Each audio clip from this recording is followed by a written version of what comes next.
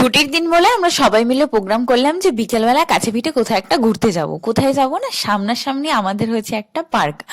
আগের দিন আমরা যেই রাস্তাতে গেছিলাম সেই রাস্তাতেই পড়বে, কিন্তু ব্যাপারটা হচ্ছে যে সেদিনকে আমরা এই দিকটাতে আর আসিনি, মানে সেটার খেয়াল নেই আমাদের, আমরা ওই নৌকা চড়ে নদী পাড় দিয়ে ঘুরেই চলে এসেছি।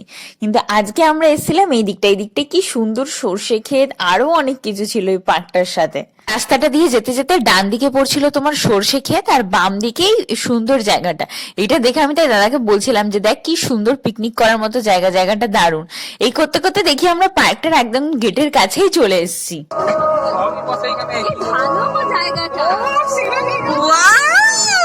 কি সুন্দর নদীর পাড়, সোনার বাংলার থেকে ওইটা ভালো। খাবারটা আমারও বসছে, জায়গাটা অসাধারণ। পার্কে ঢোকার আগে আমরা এই বাইরেটা দাঁড়িয়ে পুরো চারপাশের পরিবেশটা দেখছিলাম। জায়গাটা সত্যি দারুণ, মানে একদম নিরিবিলি। সবে নতুন নতুন ঠিক নয়, 4 বছর হয়েছে বললো, কিন্তু একদম ভিতর এরিয়াতে তো, গ্রামের মধ্যে দিয়ে যেতে হয়, মানে খুব একটা অত ফেমাস নয়, তো যার ফলে অতটা ভিড়ভাট্টাও নেই। তো এত নিরিবিলি, এত সুন্দর, চারপাশটা তোমার ঝাউ বাগান দিয়ে ঘেরা পুরো। আর এই সামনের দিক দিয়ে তোমার নৌকো যাচ্ছে নদীর একদম পাড়ে। নদীটা হচ্ছে রূপনারায়ণ নদী।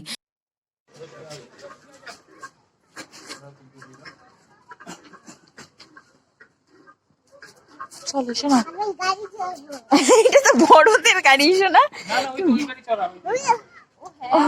ও ওই গাড়ি দেখেই বলছে, আমি ভাবছি মনে বাইক দেখে বলছে। ওই দেখ শোনা, জিরাফও আছে। শোনা তুমি কোনটা চড়বে আগে? গাড়ি। ও শোনা, এই দিকটা কি সুন্দর দেখ, এখানে আমার বসার জায়গা আছে, ওই পাশটা বোটিং এর জায়গা। বাহ, শোনা হাতি কোথায়? হাতি ওই তো, দাও হাতটা ধরো। কামড়ে দেবে তোমায়? এখানে দেখো ফুল হয়ে আছে। আরে শোনো, একটা স্ট্যাচু হাতি, কোনো অসুবিধা নেই, তোমার তো ভয় পাওয়ার কোনো কারণ নেই। ওই দিকটা কি সুন্দর সোনা, পুরো ঝাউ বাগান। আস্তে আস্তে আস্তে আস্তে আস্তে ঘোরাই শোনা, ঘোরাচ্ছি।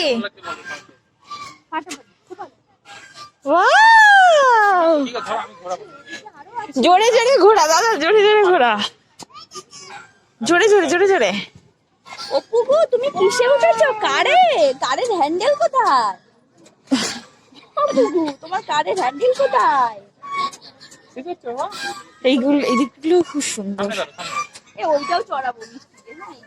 এই পাশটা দাদা দেখছিস, আর বোটিং এর জায়গা আছে।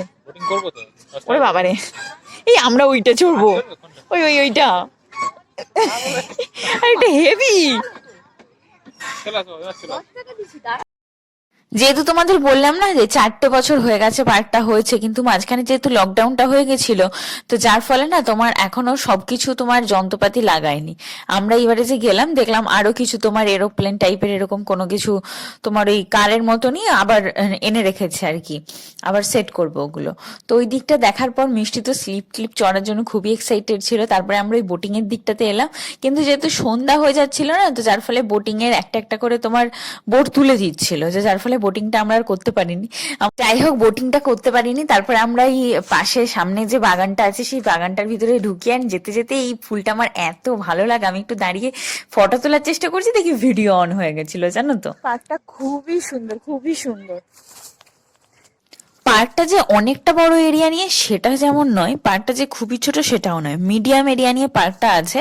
আর পার্কের এই বাগান দিয়ে আমি সোজা হাঁটতে হাঁটতে দেখছিলাম ওই পাশটা নদীর পাড় বরাবর খুব সুন্দর একটা ভিউ আছে।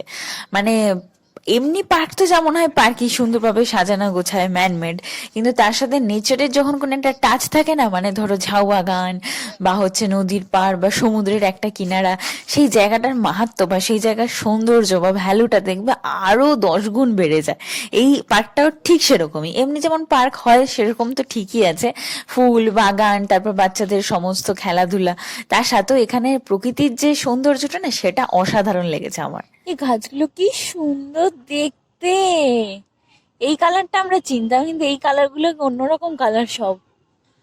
ওয়াও, মুরগ ঝুটি নাকি এটা, মুরগি লড়াই, এই এই ফুলটাকে আমরা বলতাম, কিন্তু এখানে কালার গুলো কি সুন্দর। আমার কখনো জমি শোনো চলো আমরা বোট চড়বো।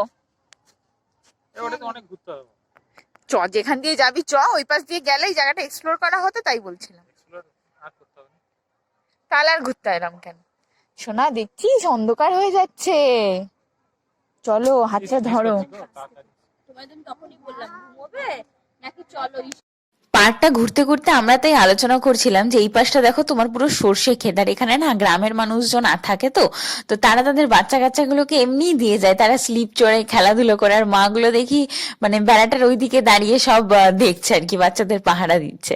আর এখানে না আমরা গেছিলাম একটু দেরি করে, মানে আমরা যদি আরো তাড়াতাড়ি যেতাম আরো ভালো হতো।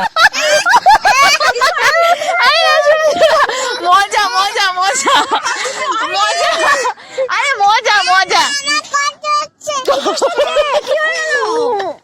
আরে কিছু হয়নি, কিছু হয়নি। আরে শোনা, মজা হচ্ছে, মজা হচ্ছে, এই দেখ। চলে আসো বাবা, চলে আসো। ভালো তো বাবা। তুমি চলে আসো, তুমি চলে আসো, ওরা চলে। আস্তে আস্তে লেগে যাবে, লেগে যাবে। ওরা চলে। ওই তাহলে একটু জোরে দোলা আমাদেরকে। উরি বাবা, ধরে থাকো বাবা, আরে আমার কিছু হবে না। ধরে থাকো। আরে তুমি ওই একটু ভিডিওটা করে দেবো। অন করা আছে।